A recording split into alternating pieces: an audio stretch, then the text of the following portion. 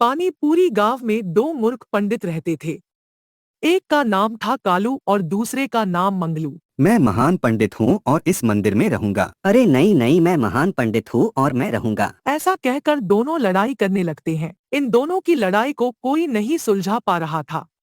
तभी सामने से एक युवक आता है और कहता है, अरे अरे भाई, क्या हुआ? तुम दोनों इतना क्यों लड़ रहे हो? तभी गांव वाले उनको पूरी बात बताते हैं। तभी वह व्यक्ति बोलता है, अच्छा तो ये बात है, बस इतनी सी बात। चलो आज इसका फैसला मैं ही कर देता हूँ।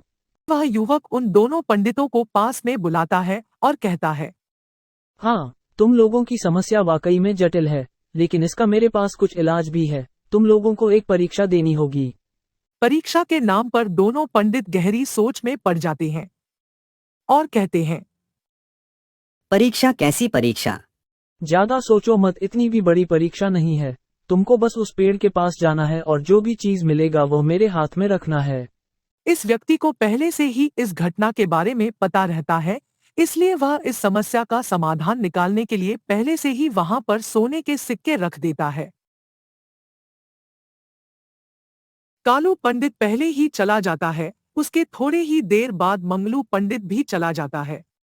उसके वहां जाते ही कालू पंडित को एक सोने का सिक्का मिलता है। तभी पंडित कहता है, अरे वह यहाँ पर तो सोने के सिक्के हैं।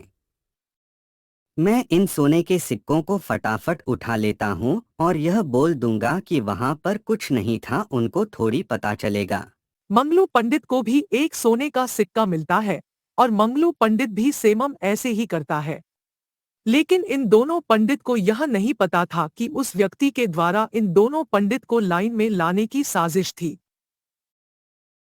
तभी वह दोनों पंडित उस व्यक्ति के पास वापस जाकर खड़ा हो जाता है।